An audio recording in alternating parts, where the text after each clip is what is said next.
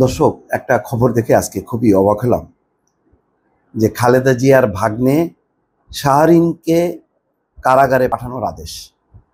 খালেদা জিয়ার ভাগ্নে শাহরিনকে কারাগারে পাঠানো হয়েছে। আদালত সেই আদেশ দিয়েছেন। আপনার কল্পনা করেন যে শেখ হাসিনার আমলের অথবা তার আগে 111 সরকারের আমলের রাজনৈতিক প্রতিহিংসাপূর্ণ এ সমস্ত মামলার কারণে এখনো বিএনপির নেতাকর্মীরা তারা মামলার আসামি, মামলা থেকে খালাস হয়নি, বরং সেই মামলায় তাদেরকে আবার কারাগারেও যেতে হচ্ছে। এটাকে আইনের শাসন বলবো নাকি আইনের শাসনের অপব্যবহার বলবো আমি বুঝতে পারছি না। দর্শক, আয়কর ফাঁকির মামলায় বিএনপির চেয়ারপারসন খালেদা জিয়ার ভাগ্নে শাহরিন ইসলাম চৌধুরীকে কারাগারে পাঠানোর আদেশ দিয়েছেন আদালত। ঢাকার বিশেষ জজ আদালত 6 মঙ্গলবার এই আদেশ দেন। প্রথম আলোকে এই তথ্য নিশ্চিত করেছেন শাহরিন ইসলামের আইনজীবী সৈয়দ জয়নুল আবেদিন এবং শেখ শাকিল আহমেদ রিপন। আয়কর ফাঁকির মামলায় আদালত আত্মসমর্পণ করে জামিন আবেদন করেছিলেন শাহরিন ইসলাম।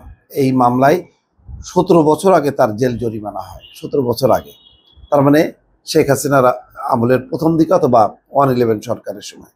আইনজীবী সৈয়দ জয়নুল আবেদিন প্রথম আলোকে বলেন, শাহরিন ইসলাম অসুস্থ। তিনি নীলফামারী 1 আসনের সাবেক এমপি ছিলেন। 17 বছর আগে রাজনৈতিকভাবে হয়রানি করার জন্য আয়কর অধ্যাদেশের মামলায় তাকে সাজা দেওয়া হয়েছিল। আজ তিনি আদালতে আত্মসমর্পণ করে জামিনের আবেদন জানান। তাকে কারাগারে পাঠানোর আদেশ দেন আদালত। আইনজীবীদের তথ্য অনুযায়ী 81 লাখ টাকা আয়কর ফাঁকির মামলায় 2008 সালে শাহরিন ইসলামকে 8 বছর কারাদণ্ড দেন আদালত। এছাড়া তাকে 92 লাখ টাকা জরিমানা করা হয়। জামিনের আবেদনে শাহরিন ইসলাম উল্লেখ করেন, তিনি 98-99 কর বছর থেকে 2006-07 কর বছর পর্যন্ত আয়কর রিটার্ন দাখিল করেছিলেন। তিনি সেখানে তার সব সম্পদের তথ্য উল্লেখ করেছিলেন। বিচারিক আদালত থেকে তিনি ন্যায় বিচার পাননি। আজকে আমার কথা হলো যে 111 থেকে শুরু করে এই বিগত শেখ হাসিনার সময়ের যত মামলা, যত দণ্ড, এটা কি এতে বাতিল করার কোনো বিধান নাই? আমি এটা ঠিক বুঝি না। তাহলে 111-এর সময় তো শেখ হাসিনার বিরুদ্ধে অনেকগুলো মামলা ছিল। সেই মামলাগুলো কি যেন একেবারে কষ করলো। কই শেখ হাসিনাকে তো আদালতে হাজির হতে হয়নি, তাকে তো কারাগারে যাইতে হয়নি। তো বিএনপিকে এখন প্রতিটা কেস ফেস করতে হচ্ছে কেন? ওই শেখ হাসিনার কে যেভাবে অব্যাহতি দেওয়া হয়েছিল সেই একই ধারা বা সেই আইনি সুবিধাটা বিএনপির নেতা কর্মীরা কেন পাচ্ছে না?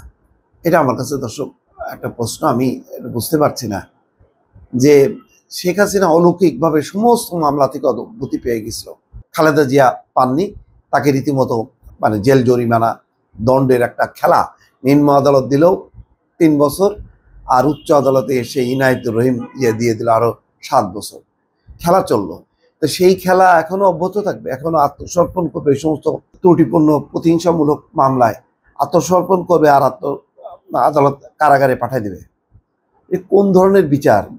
আমি এটা বুঝতেছি না। তার মানে এক ধরনের ওইসব মামলা, ওই সমস্ত বিচারকে স্বীকৃতি দেওয়া হচ্ছে। সেটা কি উচিত? দর্শক, প্রশ্নটা রাখলাম। ভালো থাকবেন। আল্লাহ হাফেজ।